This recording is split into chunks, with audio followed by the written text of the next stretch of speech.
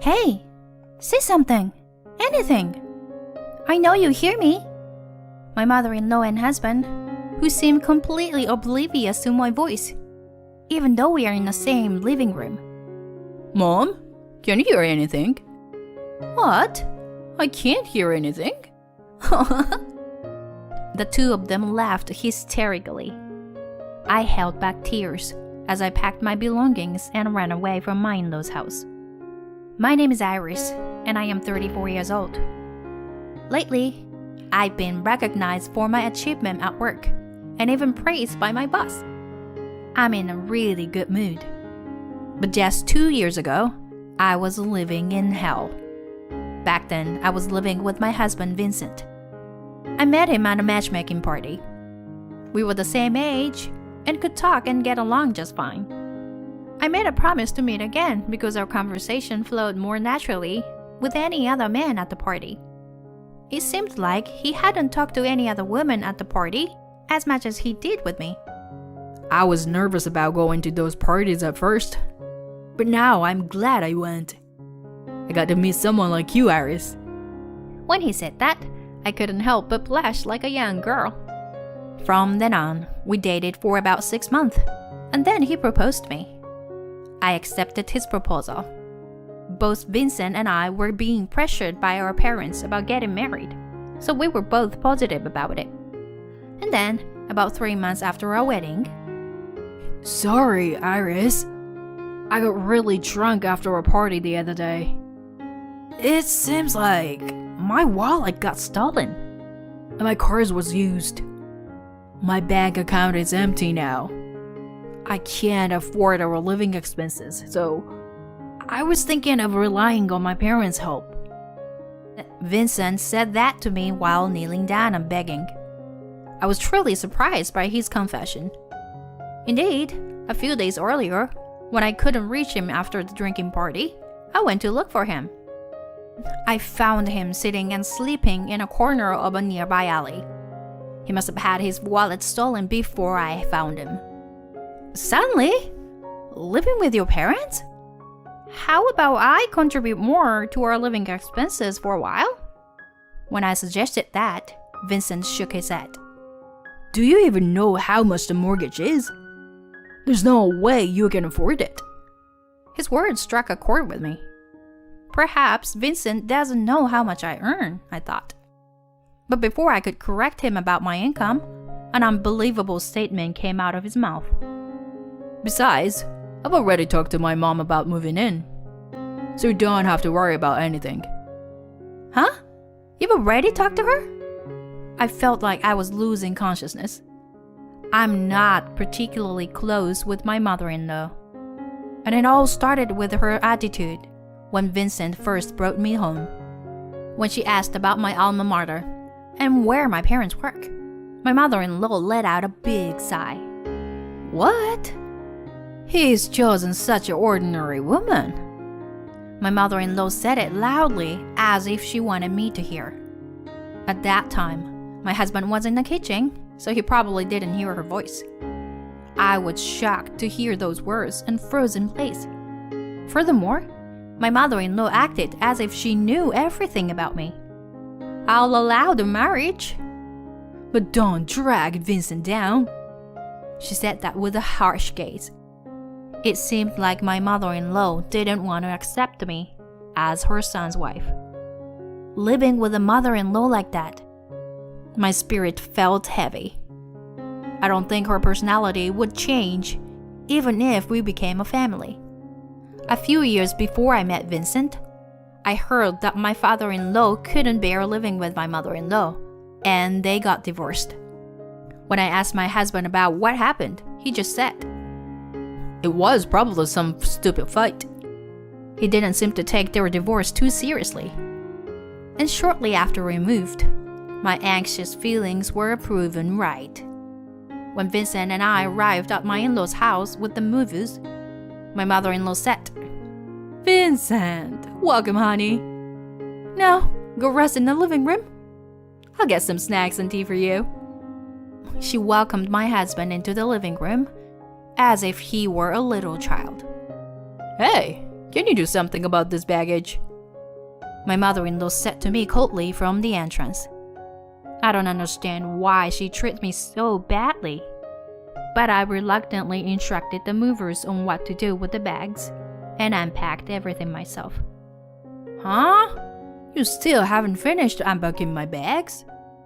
Normally, the wife unpacks the husband's bags first, right? As I unpacked without taking a break, my husband said such a ridiculous thing. I became worried if I continue like this from the very first day. But I decided to gather myself and not give up. Maybe it's because I accepted their words without saying anything that they feel free to make fun of me. I decided the next time they say something, I'll respond properly. But that decision might have been a mistake. It happened when I went to work and came back home. Since my husband's workplace is closer to my in-laws' house, Vincent comes home earlier than I do. Wen, who arrived home later than Vincent, was approached by my mother-in-law. Hey, Iris, what do you think you were doing? Normally, you should have come home before your husband and prepared dinner. My mother-in-law stood at the entrance scolding me. Am I not even allowed to take off my shoes and enter the house? I thought to myself that I had to say something to my mother-in-law this time. I work as a full-time employee, just like Vincent. Besides, my workplace is farther from his. So it's only natural that Vincent comes home earlier than me, even if it's the regular working hours. I try to calmly explain this to my mother-in-law, not letting my emotions get the best of me. Upon hearing my words, she turned red and went to the living room. I sighed and took off my shoes before entering the house. That's when it all started. Vincent and my mother-in-law began ignoring me. Initially to the extent that it seemed like they couldn't hear my voice. But when I spoke a bit louder, both of them reacted, and we could have important conversations. However, as this continued for more than a few months, even I, with my patience, realized that something was off. Could it be that they were purposely avoiding me? I asked Vincent about it when we were alone, and he gave me an exasperated look and responded, That can't be true, right? You're just being paranoid. However, after that, the blatant disregard from my husband and mother-in-law became even more apparent. Vincent, I want to talk about our finances this month. Even when I try to initiate a conversation, my husband would ignore me. Thinking that maybe he didn't hear me, I raised my voice, but he just stood up and went to his room. My mother-in-law did the same, not even attempting to look in my direction. When I called out multiple times, she raised the volume of the TV, drowning out my voice. The TV was so loud that I covered my ears and left the room. I couldn't understand the reason behind all of this. And these days I felt increasingly down. Nonetheless, I continued to do household chores like laundry, cleaning, and cooking. I believed that if I remained silent, they would eventually start talking to me properly. But 1 year had passed since Vincent and I moved into my in-laws' house. At that time, I met someone through work who made me question things about Vincent. I wanted to ask my husband about it, but as usual, he didn't respond to me. Hey, can you say something? Anything? You can hear my voice, right? We're all in the same living room. There's no way they can't hear me. Hey, Mom, can you hear anything? What? I can't hear anything. They both laughed and didn't even look at me. That's when I realized, they just want to hurt me. They're no longer my family. With that thought, I packed my belongings and left my in-laws' house. Shortly after, I filed for divorce. A few months later, I found out that Vincent had completed the necessary procedures, and I returned to being single. I decided to change jobs as well, because I didn't want Vincent to know about my new workplace. After settling into my new life, I moved out of my parents' house and started living on my own. And it was during this time, at my new job, that I had a fateful encounter. I met a man named Mike for the first time at a coffee shop near the office. It all started when I picked up the loose change that fell out of his wallet. Oh, I'm sorry. Thank you very much. Saying that, he treated me the coffee I was buying. At that time, since we hadn't exchanged names or anything, I thought we wouldn't meet again. However, we happened to run into each other at work on another day. Mike and I had several such coincidental encounters, and about 6 months after we first met, we officially started dating. Since I had some time after meeting Mike, I felt comfortable starting a relationship with them. He also trusted me. After a few years of dating, we decided to live together with the intention of getting married. And after a while, we officially registered our marriage. By the time, I had completely forgotten about my ex-husband. However, suddenly, I received a message from Vincent. Since we hadn't been in contact, I had forgotten to block him. The abrupt email contained the following message. Mom passed away. Come to the funeral. Why would I, the ex-wife, who divorced many years ago, have to attend my ex-mother-in-law's funeral? I told my current husband Mike about this. Would you at least go to the wake? After all, she was someone you were involved with in your life. And I'll go, as your husband. That's what Mike said. But honestly, I didn't want anything to do with them ever again.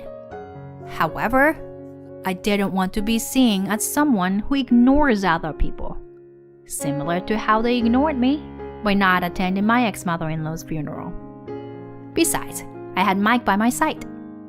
Looking back, I can't say that I completely severed ties with Vincent in my past relationship. I merely ran away. Now, I can put a proper end to that relationship this time. Thinking that, I went to the funeral of my ex-mother-in-law with Mike. When Vincent saw me, he approached me with a smirk on his face, which was inappropriate for a funeral. It had been years since I last saw my ex-husband, and it seemed like his face had gotten a bit rounder, perhaps due to unhealthy habits. Hey, Iris. So you didn't erase my contact information after all. You still have feelings for me, huh? If you kneel down and apologize right now, you can come back to me, you know? Seeing that expression, I felt uncomfortable. And in an instant, his face stiffened. My ex-husband was looking at Mike. Is there anything you want from my wife? Saying that, Mike pulled my shoulder closer, his gaze cold and piercing. Upon seeing this, Vincent turned pale, trembling uncontrollably. Mr. President. Huh? I titled my head in confusion. My ex-husband's face turned pale, as if drained of color. This is... Indeed, Mike is the president of the company I work for. However, I didn't know that Vincent had any involvement with Mike. Mike? What's going on? As I asked my husband, he started to explain.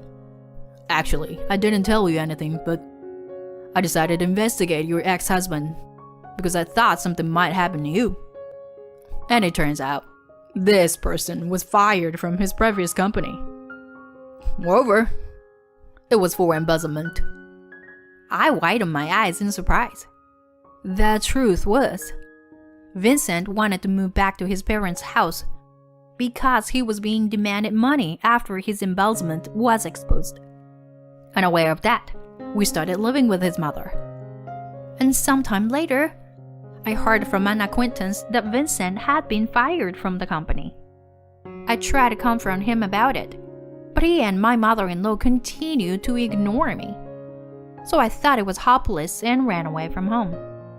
So, I was picked up by the company I'm currently working for. Mr. Smith here, the president, is a major business partner of our company. My ex-husband, sweating profusely. Then Mike, who was next to me, continued. Until now, I've turned a blind eye to what you did to my wife. Well, you and Iris are divorced now, so I try not to bring personal matters into my work. Yes, thank you. So, does that mean our business dealings will continue as it is? He, who had acted superior towards me, was now trembling like a small animal. Then I looked around. It seemed that Vincent's boss was also in attendance, and he approached us in a flustered manner. Mr. Smith, to meet you here? Anything wrong? Wiping his head with a handkerchief, Vincent's boss asked Mike. Mike let out a sigh and replied. Actually, my wife divorced this man several years ago. And at that time, he and his mother treated her so badly. When he called her to the funeral, saying she should come, I got worried about my wife and came with her. Is that true? Then he grabbed Vincent's shoulder. Vincent was avoiding eye contact as he was being questioned. And today, when he noticed my wife, he immediately told her to kneel if she wanted to remarry him. I'm glad I came with my wife. You? How dare you? Vincent's boss seemed like he was about to attack him. I have no intention to further humiliating my wife, so we'll leave now. I don't intend to speak ill of the deceased, but she treated my wife horribly, so there's no need for greetings, right? We are truly sorry. I will never let this guy bother you anymore. My ex-husband was in a daze on the spot. In that state, he wouldn't be able to handle the role of the chief mourner. Well, it has nothing to do with me and Mike anymore. A few days later, actually, I received a call from that trading company. It seems your ex-husband was fired. Mike spoke up. Huh, fired? Yeah. They said he was fired without me even saying anything. They apologized for making you uncomfortable as well. It seems he was embezzling expenses at his current company too. People never change, huh? I couldn't help but sigh. Being married to someone like that, it's the worst, I said, and Mike laughed. Well, it's because of that divorce that I was able to meet you, my husband said with a smile, and I couldn't help but laugh along. In the next spring, a new family member will arrive. I want to build an even happier family with my kind husband and look forward to the birth of our child.